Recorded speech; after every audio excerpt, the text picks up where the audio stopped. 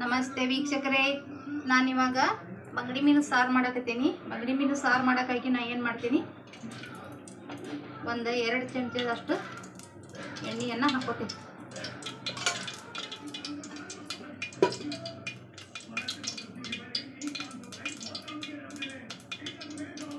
ಎರಡು ಚಮಚ ಎಣ್ಣೆ ಹಾಕೋತೀನಿ.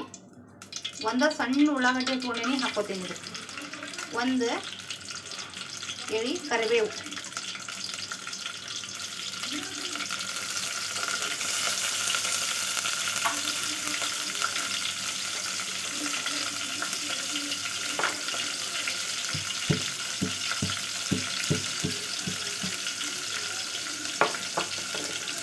ಒಂದು ಬೆಳ್ಳುಳ್ಳಿ ಗಡ್ಡೆಯನ್ನು ಜಜ್ಜಿ ಹಾಕೊಂಡೆ.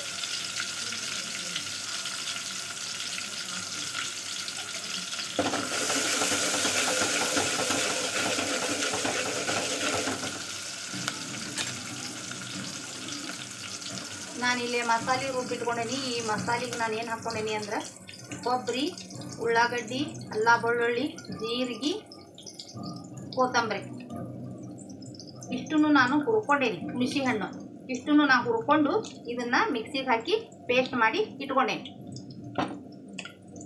ಇವಾಗ ನಾನು ಈ ಬಂಗಡಿ ಮೀನನ್ನು ಇದರಲ್ಲಿ ಹಾಕ್ತೀನಿ.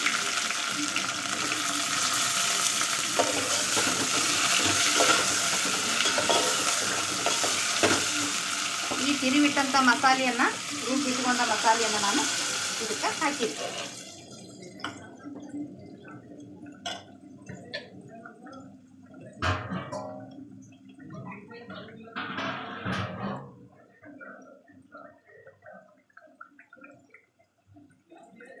ಸ್ವಲ್ಪ ಅಲ್ಲ ಬೆಳ್ಳುಳ್ಳಿ ಪೇಸ್ಟನ್ನು ನಾನು ಇದಕ್ಕೆ ಬಿಡ್ತೀನಿ. ನೋಡಿ ವೀಕ್ಷಕರೇ, ಇವಾಗ ಈ ಮಸಾಲೆ ಹಾಕಿದೆ. ನಿಮ್ಗೆ ಎಷ್ಟು ಬೇಕೋ ಅಷ್ಟು ಪ್ರಮಾಣದಲ್ಲಿ ನೀರನ್ನು ಹಾಕಿ ನೀವು ಸಾರನ್ನು ಮಾಡ್ಕೋಬೋದು. ನಾನು ಇದು ಮೀನು ಸಾರು ಸ್ವಲ್ಪ ತೆಳ್ಳಗೆ ಇರಬೇಕು, ಅದಕ್ಕೆ ನಾನು ಸ್ವಲ್ಪ ತೆಳ್ಳಗೆ ಮಾಡಿದ್ದೀನಿ. ಇದು ತೆಳ್ಳಗೆ ಇರಬೇಕು. ದಪ್ಪಗೆ ಮಾಡೋರು ಮಾಡ್ಕೋತಾರೋ, ನಮಗೂ ಸ್ವಲ್ಪ ತೆಳ್ಳಗೆ ಬೇಕು.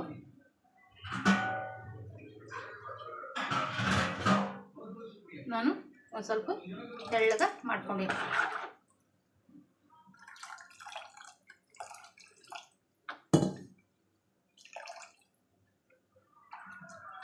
ನೋಡಿ ವೀಕ್ಷಕರೇ, ಇವಾಗ ನಾನೇನು ಮಾಡ್ತೀನಿ, ರುಚಿಗೆ ತಕ್ಕಷ್ಟು ಉಪ್ಪನ್ನು ಹಾಕ್ತೇನೆ. ಖಾರ ಪುಡಿನ ಇದರಲ್ಲಿ ಹಾಕಿದ್ದೆ ನಾನು, ಅಷ್ಟು ಪುಡಿನ ಇದರಲ್ಲಿ ಹಾಕಿದ್ದೀನಿ. ಇವಾಗ ನಾನು ರುಚಿಗೆ ತಕ್ಕಷ್ಟು ಉಪ್ಪನ್ನು ಹಾಕ್ತೀನಿ.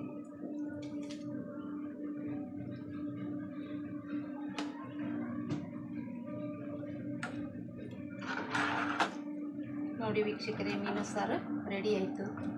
ಬಂಗಡಿ ಮೀನು ದೊಡ್ಡವಿದ್ದು 1 kgಗೆ 4 ಮೀನು ಅಷ್ಟೇ ಏರೈತಿದು. ನೋಡಿ ವೀಕ್ಷಕರೇ, ಸಾರು ರೆಡಿ ಆಯಿತು.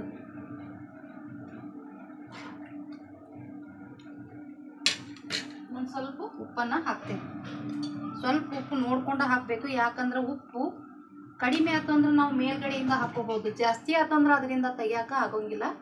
ತೆಗಿತಾರೆ, ಅದನ್ನ ಹಿಟ್ಟು ಹೋಗೋದು ಎಲ್ಲ ಮಾಡಿ ತೆಗಿತಾರೆ, ಆದ್ರೆ ಅಷ್ಟು ಸರಿ ಆಗಂಗಿಲ್ಲ.